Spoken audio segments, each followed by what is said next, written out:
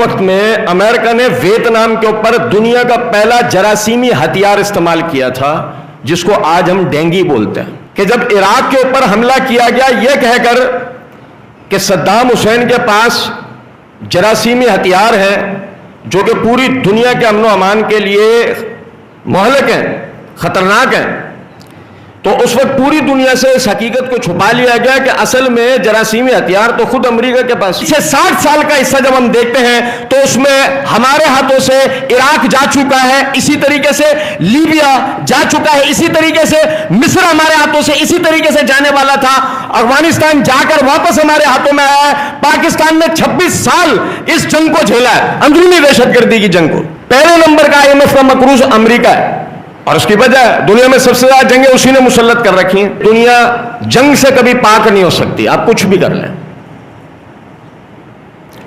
جس کو اپنی طاقت کو بڑھانا ہے وہ اس دنیا کو جنگ زدہ کرے گا، اس پہ جنگ مسلط کرے گا، یہ تو 100% بات۔ ان لوگوں نے ہمارے اوپر 300 کروڑ روپے کی انویسٹمنٹ صرف بلوچستان میں کر رکھی ہے، ان لوگوں نے مزید ہم پر کام کرتے ہوئے کوشش کی اس بات کی کہ اس معاملے کو کسی طرح قانونی رنگ دیا جائے، اور وہ آخرکار ہماری اسمبلی میں بطور بل پیش ہو گیا، انگریزی میں نام رکھ دیا گیا ٹرانسجینڈر ایکٹ۔ ہم پروفیشنلزم کے خلاف ہیں۔ جو آدمی جان بوجھ کر ہجڑا بنے گا اس کی کسی بھی قسم کی عزت و توقیر نہیں ہوگی۔ اما بعد فإن خیر الحدیث کتاب اللہ وخیر الہدی ہدی محمد صلی اللہ علیہ وسلم وشر الامور محدثاتها وکل محدثۃ بدعہ وکل بدعۃ ضلالہ وکل ضلالۃ فی النار۔ اعوذ باللہ السمیع العلیم من الشیطان الرجیم من حمزہ ونفخہ ونفثہ، بسم اللہ الرحمن الرحیم۔ قال اللہ تبارک و تعالی یا ایہا الناس انا خلقناکم من ذکر و انثی وجعلناکم شعوبا وقبائل لتعارفوا ان اکرمکم عند اللہ اتقاکم ان اللہ علیم خبیر۔ اللہم صلی علی محمد وعلی آل محمد کما صلیت علی ابراہیم وعلی آل ابراہیم انکا حمید مجید۔ اللہم بارک علی محمد وعلی آل محمد کما بارکت علی ابراہیم وعلی آل ابراہیم انکا حمید مجید۔ رب اشرح لی صدری ویسر لی امری واحلل عقدۃ من لسانی یفقہوا قولی رب زدنی علما۔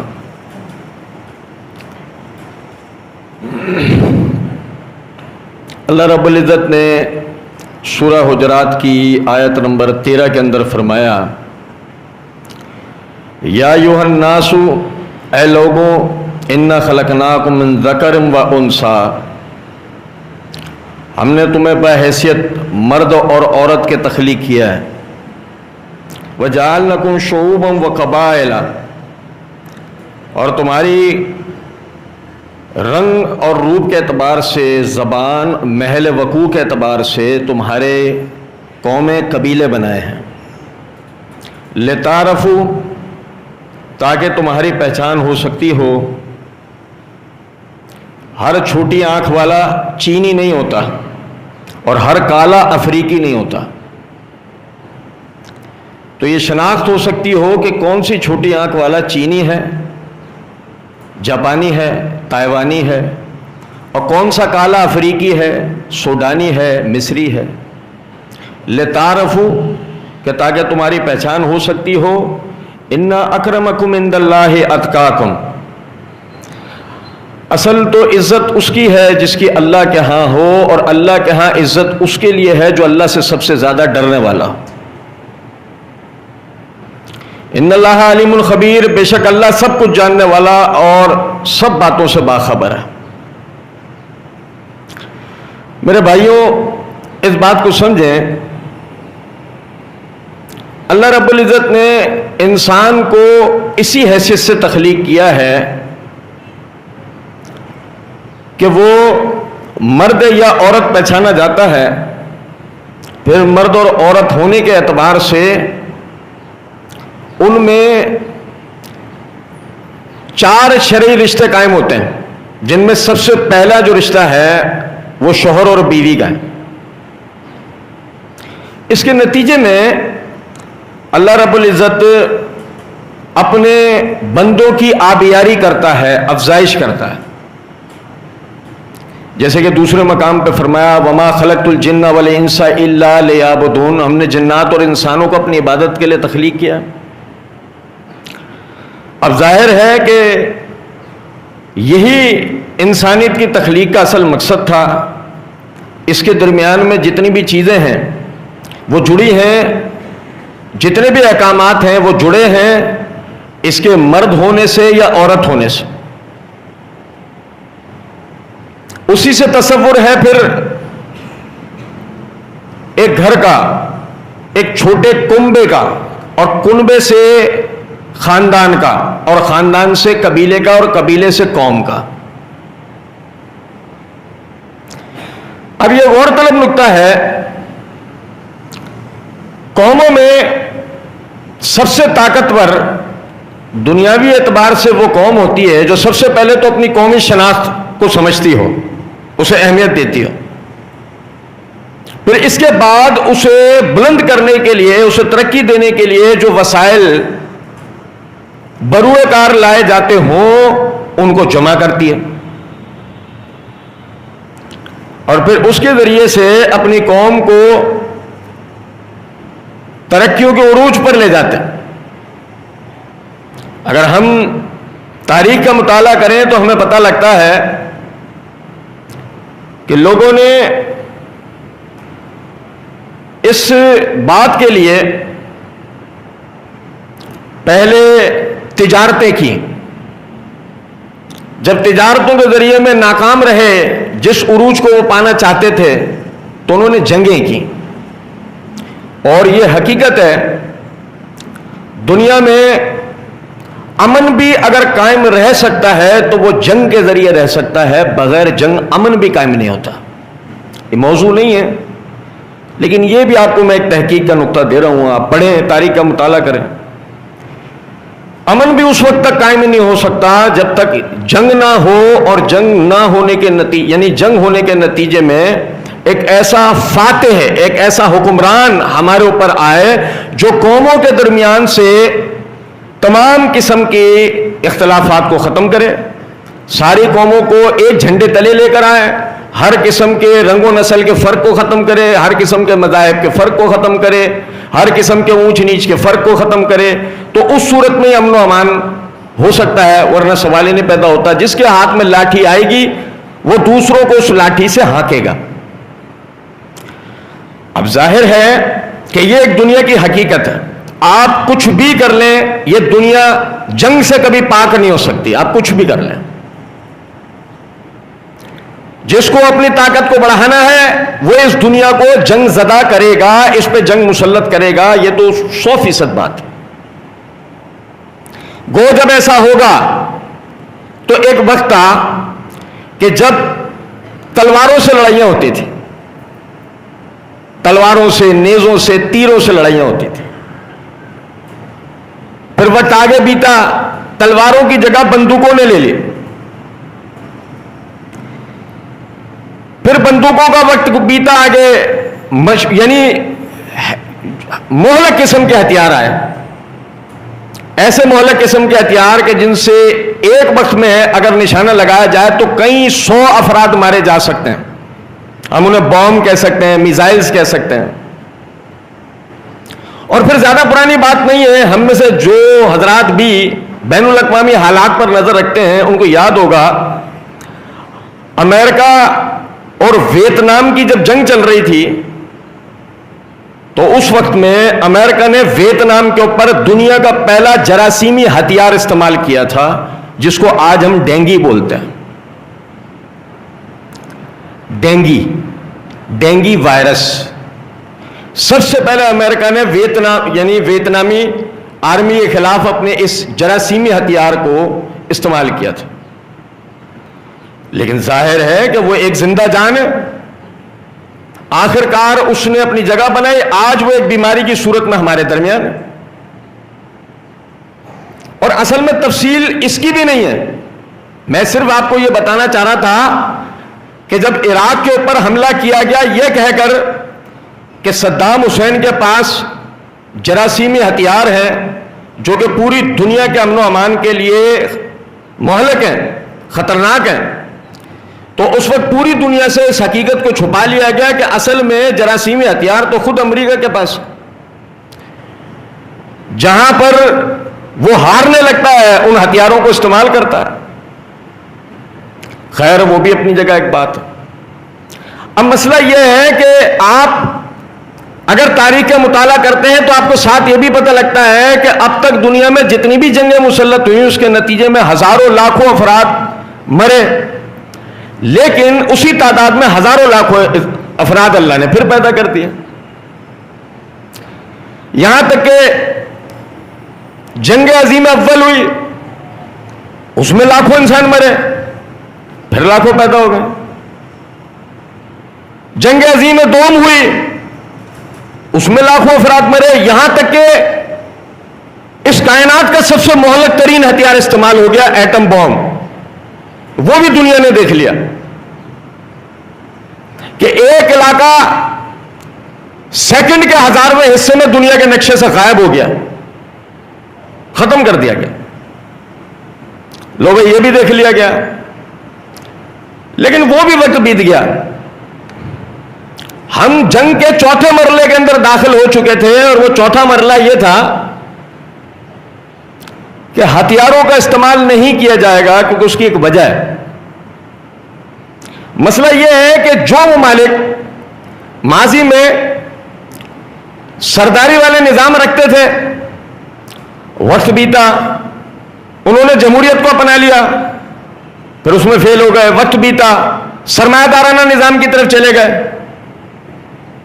اب مسئلہ یہ ہے کہ سرمایہ دارانہ نظام میں آنے کے بعد انہیں ایک چیز سمجھ میں آ گئی، آپ بحیثیت فرد حکومت کر سکتے ہیں، بحیثیت قوم حکومت نہیں کر سکتے۔ بحیثیت فرد یا افراد دنیا کے اسباب و وسائل پر قبضہ کر سکتے ہیں، لیکن بحیثیت قوم نہیں کر سکتے۔ یہ بات سمجھ لی گئی تو جتنے طاقتور لوگ تھے انہوں نے چوتھا طریقہ اختیار کیا، اور وہ یہ ہے کہ دنیا میں عدم توازن کی کیفیت پیدا کرو۔ اور عدم توازن کی کیفیت جب پیدا ہو سکتی ہے کہ جب آپ دنیا پر پے در پہ جنگیں مسلط کریں، قدرتی آفات و عذاب آئیں، معیشت کو کہیں پر گرا دیں، کہیں پہ مصنوعی طور پہ کھڑا کر دیں، کہیں پہ خود ساختہ پابندیاں لگا دیں، اور اس بات کی کوشش کریں کہ ہمارے جتنے دشمن ملک ہیں وہ کسی صورت بھی ہمارے خلاف لڑنے کی کیفیت میں آ نہ پائیں۔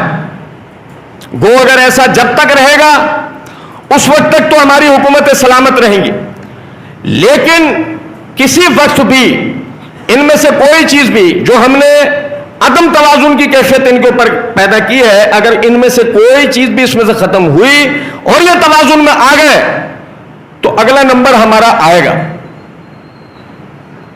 ہم سے سارے بدلے لے لیے جائیں گے، ہم سے سارے وسائل جن پر ہم نے بزور بجبر قبضہ کیا ہے ہم سے واپس لے لیے جائیں گے۔ میں بات آگے لے جانے سے پہلے آپ کو توجہ دلاؤں، اب تک کی میری بات میں بہت ممکن ہے کہ بہت سارے حضرات یہ سمجھ رہے ہوں کہ اتنا بڑا موضوع ہمیں کیوں بتایا جا رہا ہے۔ اصل میں بات یہ ہے کوئی بھی بڑی بات چھوٹی چھوٹی باتوں کو قبول کرنے سے شروع ہوتی ہے۔ جب ہم چھوٹی چھوٹی باتوں کو قبول کرنے کے عادی ہو جاتے ہیں تو آہستہ آہستہ بڑی سازش ہمارے اندر قدم جمانا شروع کر دیتی ہے۔ اگر ہم اپنے ارد گرد کی چھوٹی باتوں کو بھی اگر نہیں سمجھ رہے اور ہم انہیں جانے دے رہے ہیں کہ چلو ٹھیک ہے اس میں کیا مسئلہ ہے، تو ہم اپنی طرف بڑی سازشوں کو خود بخود بلا رہے ہوتے ہیں۔ اب دیکھیں ذرا سمجھیں، سوزن ایک چائنیز مصنف ہے، اس نے کتاب لکھی ہے دی آرٹ آف وار کے نام سے۔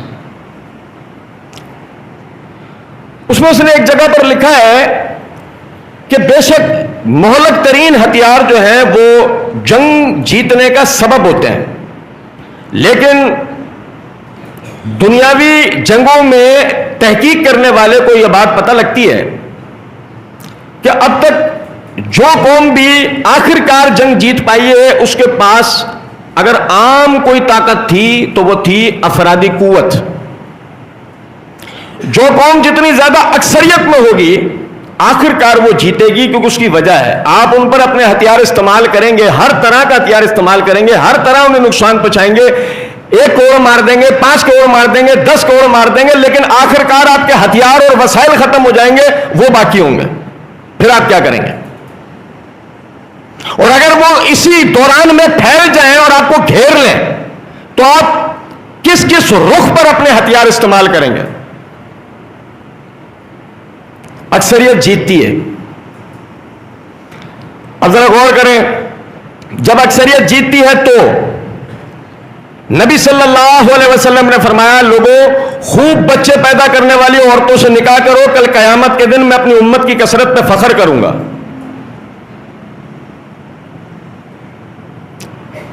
پہلی مرتبہ میں جب یہ حدیث ہم سنتے ہیں تو بڑا آج کے ہمارے اس جدید دور کے اندر ہمیں بڑا عجیب لگتا ہے کہ خوب بچے پیدا کرنے والی عورتوں سے نکاح کریں. اس کا کیا مطلب ہوا؟ اگر اس کا ایک عام سا معنی نکالا جائے تو وہ یہ ہے کہ نبی صلی اللہ علیہ وسلم ہمیں توجہ دلا رہے ہیں کہ 2 بچے اچھے نہیں ہوتے ہیں، 2 ہی بچے اچھے نہیں ہوتے ہیں، کیونکہ خدا نہ خواستہ 2 بچوں میں سے 2 بیٹیاں ہو جائیں تو ملت میں 1 فرد کے حصے کے برابر ہوں گے. 2 بیٹے ہوں اور عمر کے 1 حصے میں 1 آدھ مر جائے تو ملت کے لیے 1 ہی بچہ ہم دے پائیں گے. لیکن اگر 10 بچے ہوں تو 5 تو ایسے ہی دیں گے، لے جاؤ، میرے کس کام کے، میرے لیے تو 5 بہت ہیں. اب میری بات سمجھ رہے ہیں یا نہیں؟ خوب بچے پیدا کرنے والی عورتوں سے نکاح کرو، کل قیامت کے دن میں اپنی امت کی کثرت پہ فخر کروں گا. اب آپ سمجھیں ذرا اس بات کو، یہی وجہ تھی، ہم میں سے کوئی بھی مجال انکار نہیں کر سکتا کہ صحابہ کرام رضوان اللہ علیہ مجمعین میں سے شاید ہی کسی صحابی کی ایک بیوی ہو. میں یہ نہیں کہہ رہا آپ دوسری شادی کر لیں، میں صرف یہ کہہ رہا ہوں، بات کو سمجھے گا جو بتانا چاہ رہا ہوں.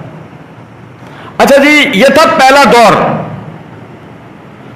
ہمارے اسلاف نے اس کے اوپر عمل کیا، ہمیں ان کے حسب و نسب خاندانی ملتے ہیں، خاندانی قبیلوں میں ملتے ہیں.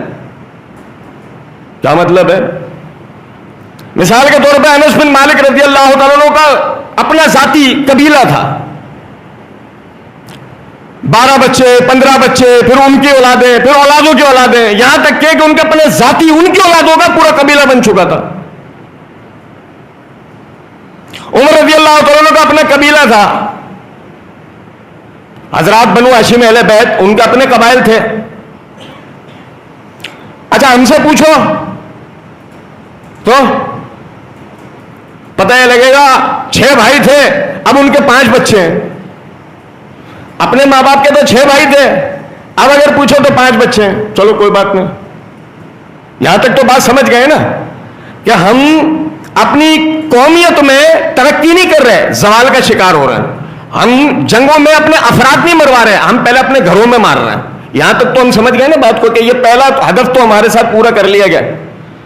اب شاید اگر کوئی سمجھ جائے تو سمجھ جائے، نہیں تو خیر ایک تو 2 تو جنریشن ہماری گزر چکی ہیں، وہ تو اپنی جگہ ہیں. پھر اس کے بعد دوسرا مرحلہ آتا ہے ڈیوائڈ اینڈ رول. جن علاقوں میں، یعنی کہ میں نے جیسے ابھی تھوڑی دیر پہلے عرض کیا تھا کہ وہ اب اپنے ہتھیار ہم پہ استعمال نہیں کر سکتے تھے، جنگیں مہنگی ہو چکی ہیں. جو ملک بھی جنگ کے اندر کودتا مقروض ہو جاتا ہے، IMF کا پہلے نمبر کا مقروض ہوتا ہے. اس وقت بھی پہلے نمبر کا IMF کا مقروض امریکہ ہے، اور اس کی وجہ دنیا میں سب سے زیادہ جنگیں اسی نے مسلط کر رکھی ہیں. تو ذرا اس بات کو سمجھیں کہ جنگیں کرنا بڑا مہنگا پڑ رہا ہے اس دور کے اندر. تو پھر وہ ایک چھوٹا سا کام کرتے ہیں، اور وہ یہ کہ کوئی بھی آپ دنیا کے اندر علاقہ اٹھا کے دیکھیں تو وہاں تشدد پسند لوگ لازمی ملتے ہیں. وہ جو تشدد پسند لوگ ہیں وہ فرقہ واریت کے نام پہ، قوم پرستی کے نام پہ، آرمی کے خلاف، گورنمنٹ کے خلاف، وہ کسی بھی نام پہ کبھی بھی استعمال ہو سکتے ہیں آرام سے، بس تھوڑی ذہن سازی کرنے کی ضرورت ہوتی ہے۔ پھر آپ انہیں جیکٹ پہناؤ وہ کہیں بھی جا کے پھٹ جائیں گے، آپ انہیں ہتھیار دو کہیں بھی جا کے چلا دیں گے۔ تو ایسے لوگوں کو پھر ٹارگٹ پہ لیا جاتا ہے اور ان کی ذہن سازی کی جاتی ہے، انہیں ہتھیار فراہم کیے جاتے ہیں، وہ ان علاقوں کے اندر یعنی دہشت گردی اور افراتفری کے معاملات پیدا کر دیتے ہیں۔ اب جب دہشت گردی اور افراتفری کے معاملات پیدا ہو جائیں گے تو اس کے بعد آپ اپنے سرحدوں کو بڑھانے کا سوچیں گے یا آپ اپنے ملک کے اندر امن و امان قائم کرنے کا سوچیں گے؟ آپ اپنے اوپر باہر سے آنے والی جنگوں کو سرحدوں پہ روکنے کی کوشش کر رہے ہوں گے یا پہلے ملک کے اندر جو جنگ شروع ہو چکی ہے پہلے اسے روکیں گے؟ یہی وجہ ہے کہ آج سے یعنی پیچھے 60 سال کا حصہ جب ہم دیکھتے ہیں تو اس میں ہمارے ہاتھوں سے عراق جا چکا ہے، اسی طریقے سے لیبیا جا چکا ہے، اسی طریقے سے مصر ہمارے ہاتھوں سے اسی طریقے سے جانے والا تھا، افغانستان جا کر واپس ہمارے ہاتھوں میں آیا ہے، پاکستان نے 26 سال اس جنگ کو جھیلا ہے، اندرونی دہشت گردی کی جنگ کو۔ یہ تھا دوسرا مرحلہ کہ اس میں مر جائیں گے۔ پھر گلوبل وارمنگ ہوگی، جب گلوبل وارمنگ ہوگی حالات تبدیل ہوں گے، سیلاب آئیں گے، زلزلے آئیں گے، اس میں لوگ مریں گے۔ اور یہی نہیں کہ اس میں لوگ مریں گے بلکہ اس میں آپ کا انفراسٹرکچر بھی تباہ ہوگا، معیشت بھی نیچے آئے گی، آپ کے معاملات دگرگوں ہو چکے ہوں گے۔ یہ بھی ہو گیا۔ اب ایک چوتھا مرحلہ ہے تو ابھی بھی ایک اور مرحلہ ہے، میں جان بوجھ کر اس کا ذکر نہیں کر رہا ہوں، لیکن چلیں ایک چوتھا مرحلہ ہے۔ چوتھا مرحلہ یہ ہے، دیکھیں مسئلہ یہ ہے، عورتیں جو نا عورتیں پہلے نمبر پر بہادر ہوتی ہیں اور اللہ نے مردوں سے زیادہ عورتوں کو بہادر پیدا کیا ہے، جس کی سب سے بڑی دلیل یہ ہے کہ عورت 9 مہینے اپنے بچوں کو پیٹ میں رکھنے کی تکلیف جھیل کے اس کو جننے کی تکلیف تک اٹھاتی ہے اور پھر اس کو دودھ پلاتی ہے، پالتی پوستی ہے، بڑا کرتی ہے، اس بیچ آنے والی ہر تکلیف کو سینہ سپر ہو کر برداشت کرتی ہے،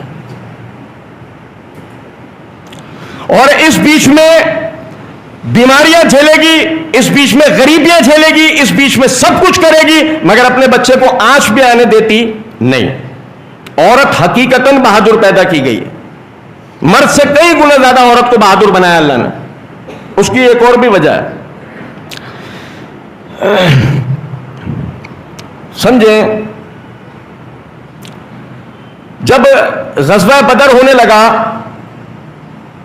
ابھی تیاری ہو رہی ہے غزوہ بدر کی، نکلنے والے ہیں 311 افراد، کتنے؟ 311 افراد، سامنے سے افرا بنت معوذ آ رہی ہیں، ان کے ساتھ ان کے 12 سال اور بعض روایتوں میں 14 سال اور 12 سال اور بعض روایتوں میں 12 سال اور 13 سال کے 2 بچے ہیں، انہیں لے کر آ رہی ہیں اپنے ساتھ۔ اللہ کے نبی صلی اللہ علیہ وسلم کی خدمت میں حاضر ہوئی، عرض کیا اللہ کے رسول انہیں بھی اپنے ساتھ لے کر جائیں۔ ایک کی عمر ہے 12 سال، ایک کی عمر ہے 13 سال۔ ہمارا کالا انگریز ہمیں تانا دے رہا ہے، یہ مولوی ہمارے بچوں کو لے جا کے مروا دیتے ہیں۔ سنیں ذرا بات،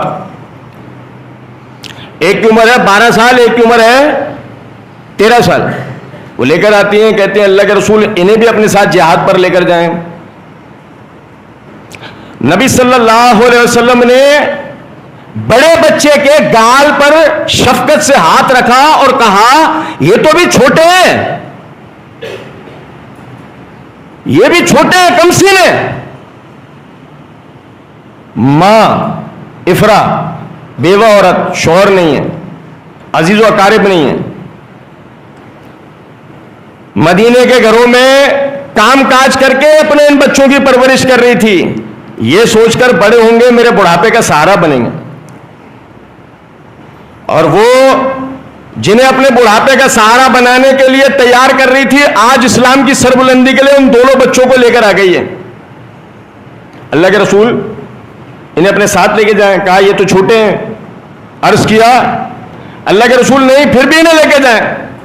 نبی صلی اللہ علیہ وسلم سمجھانے لگے تو دونوں آپ سے لپٹ کر رونا شروع ہو گئے کہ ہم نہیں جائیں گے، آپ کے ساتھ چلیں گے۔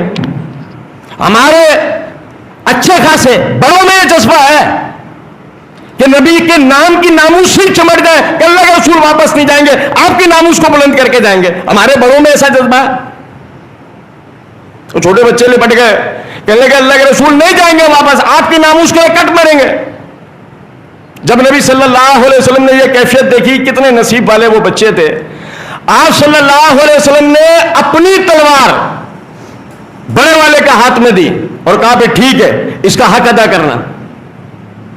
یعنی آپ لڑیں گے نہتے، اور ان بچوں کو دفاع کے لیے اپنی تلوار عنایت کر دی کہ اس کا حق ادا کرنا۔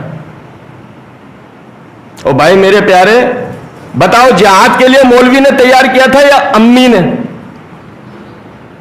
کچھ سمجھ رہے ہیں بات کو؟ اصل میں عورت بہادر ہے، مرد بہادر نہیں ہے۔ جب عورت کا ذہن بنتا ہے تو محمد بن قاسم جیسے مجاہد پیدا ہوتے ہیں، جب عورت کا ذہن پیدا نہیں ہو تو اپنے ہی گھر سے ہجڑے پیدا ہوتے ہیں۔ ابھی آئے گی یہ بات، کریں گے ابھی ہم انشاءاللہ۔ اس لیے ضرورت اس امر کی ہے کہ ہم سمجھیں کہ ہمارے ساتھ اب ایک چوتھا وار ہوا ہے، اور چوتھا وار یہ ہے، یہ ماں اس کا ذہن بنا ہے، جب بچے ہی دو تھے تو اس کا ذہن بنا ہے نہیں میں اپنے بچوں کو نہیں بھیجوں گی، وہ چھوڑو مجاہدین، چھوڑو جہاد۔ اس ماں سے پوچھو آرمی میں بھرتی کروانا ہے، یہ اس کا انکار کر دے گی، یہ اس کے لیے منع کر دیتی ہے، چھوڑو جہاد تو پھر بہت بڑی چیز ہے، یہ اس کے لیے انکار کر دیتی ہے۔ اب چونکہ ایک مخصوص قسم کی فقہ ہمارے اندر موجود ہے جس نے اپنے اوپر سے لے کے نیچے تک کا اب تک کا زور صرف یہ لگایا ہے کہ کسی بھی طریقے سے عورتوں کو مسجدوں سے دور رکھا جائے، عورتیں خطبے نہ سنیں، عورتیں دروس نہ سنیں، عورتوں کی ذہن سازی نہ ہو جائے، کیونکہ اگر عورتوں کی ذہن سازی ہو گئی، مرد کچھ بھی کر لے، آخر میں مانتا کس کی ہے؟ ہمارے یہاں تو 70% مرد جب یہ کہتے ہیں سوچ کے بتاؤں گا تو مطلب ہوتا ہے بیوی سے پوچھ کے بتاؤں گا۔ سمجھے ذرا بات؟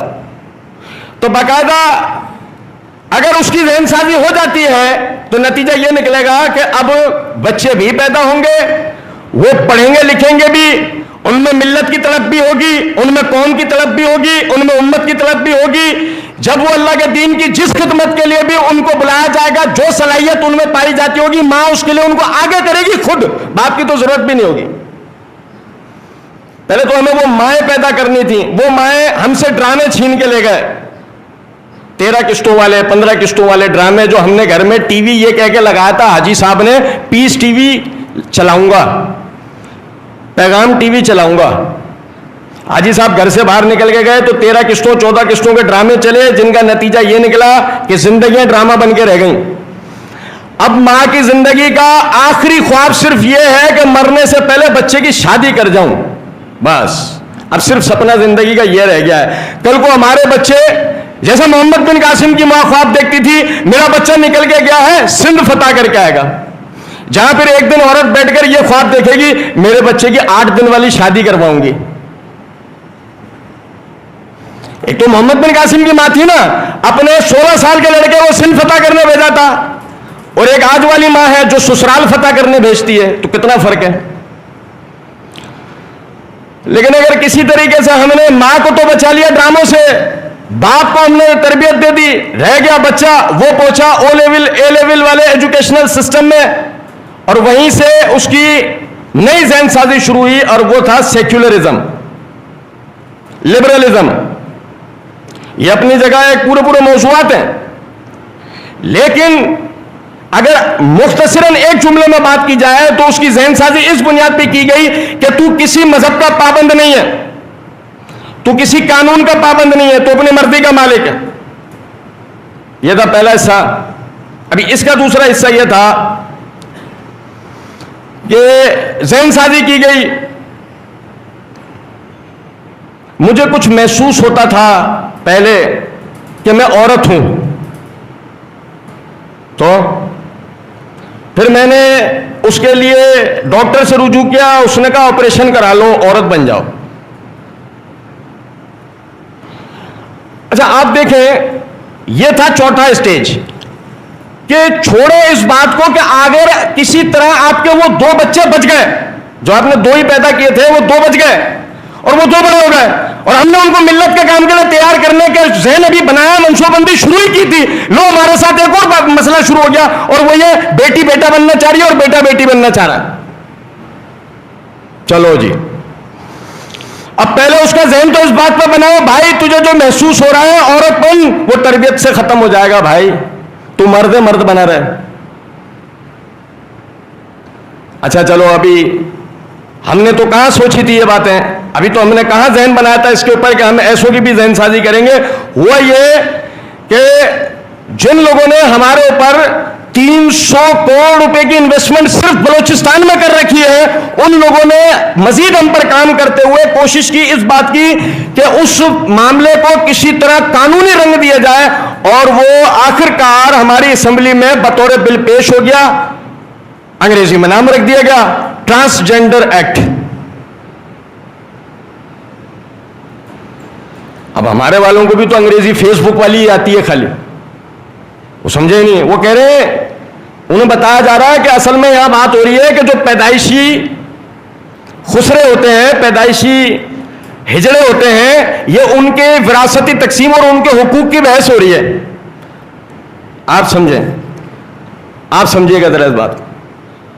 ماشاءاللہ یہ لالی پاپ اس قوم کو دیا جا رہا ہے جس قوم میں آج تک جہیز دی ہوئی بیٹی کا وراثت میں حصہ ہوگا کہ نہیں، اس پہ بحث چل رہی ہے.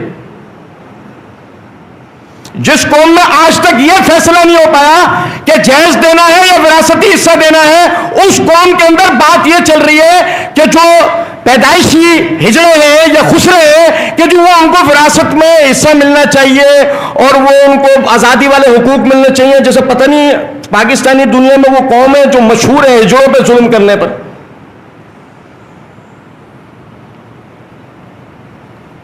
اور ہمارا والا بھی کہہ رہا ہے یار بات چلو سوچنے کی تو ہے نا، بات سوچنے کی یہ نہیں ہے، بات سوچنے کی یہ ہے کہ ہمارے ملک میں جہاں پر باقاعدہ یہ خواجہ سرائی ایک پیشہ بن چکی ہے، کراچی جیسے شہر میں جب ہم اپنے ٹریفک سگنلز کے اوپر جاتے ہیں تو باقاعدہ ایسے لوگ پاتے ہیں جو پیشہ ور خواجہ سرائی کر رہے ہیں، جو پیشہ ور لوگ ہیں، جو باقاعدہ ایک پورا مافیا بنتے جا رہے ہیں اور آہستہ آہستہ ہمارے مردوں کو کھا رہے ہیں، اور وہ یونیورسٹی کالج لیول پر پہنچنے کے بعد ہماری عورتوں کو کھا رہے ہیں اور LGBTQ کو فروغ دے رہے ہیں. یہ میری بڑی بدقسمتی ہے کہ یہ ایک ایسا موضوع ہے جو اس کو منبر پہ بیٹھ کر بات نہیں کی جا سکتی. یہ اتنا بے حیا موضوع ہے، وہ اسے فروغ دے رہے ہیں. ہم خواب خرگوش کے مزے لوٹ رہے ہیں. اور میرے بھائیوں اس بات کو سمجھو، ہم جب قانون کی بات کرتے ہیں تو ہمارے آئین کی پہلی شک یہ ہے کہ اقتدار اعلیٰ اللہ کی طرف سے ہے. تو جب پہلا حاکم اللہ ہی ہے تو اس نے فیصلہ یہ کیا ہے، یا ایھا الناس انا خلقناکم من ذکر و انثی، اے لوگوں ہم نے تمہیں بحیثیت مرد یا بحیثیت عورت تخلیق کیا ہے. تخلیق میں تمہاری وہ چیز ودیت ہے، جو تخلیق میں ودیت ہے اسی پہ تمہاری تربیت ہوگی. مرد ہوگا تو مرد بنایا جائے گا، اس میں جو کمی ہوگی تربیت کر کے دور کی جائے گی. عورت ہوگی تو عورت بنائی جائے گی، اس میں جو کمی ہوگی وہ تربیت سے دور کی جائے گی.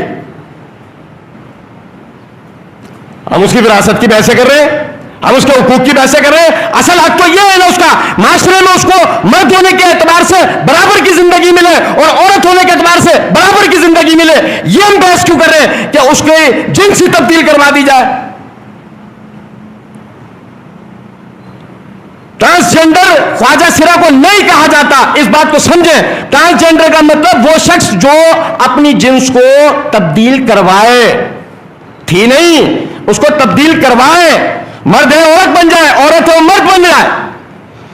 یہ کتنی خطرناک بات ہے کہ ایک طرف آپ کی افرادی قوت کم, دوسری طرف آپ کے وسائل گرے ہوئے ہو, تیسری طرف آپ کی معیشت ڈاؤن ہو, چوتھی طرف سے تین طرف سے آپ پہ جنگیں مسلط ہو, اور پانچویں آپ باقاعدہ اندرونی خانہ جنگی کا شکار کیے گئے ہو, اور اس پہ سونے پہ سہاگا ہو جائے کہ آپ میں ٹرانسجینڈرزم کو فروغ دیا جا رہا ہو.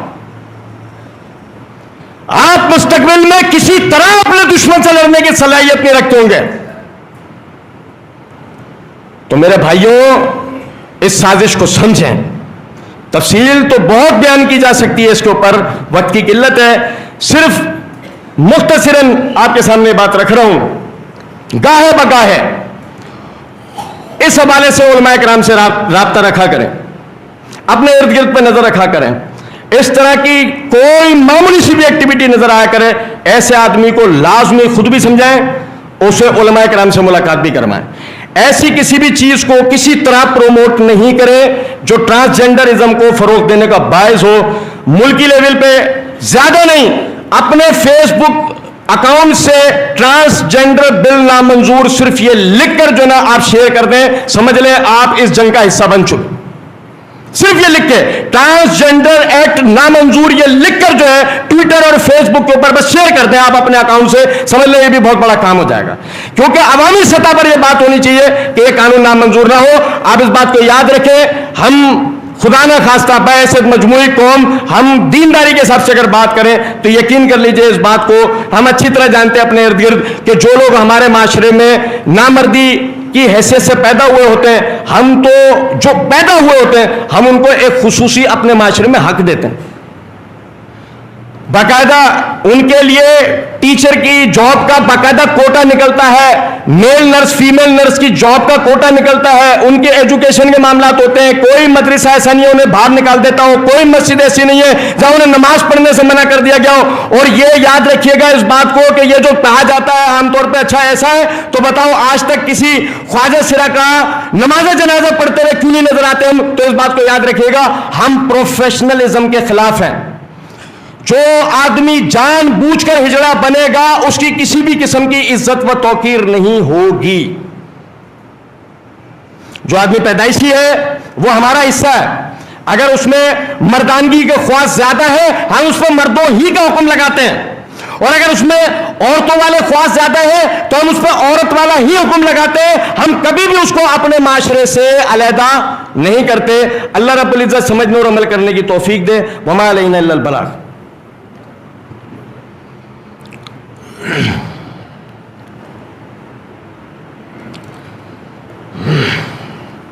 ان الحمد للہ نحمدہ ونستعینہ ونستغفرہ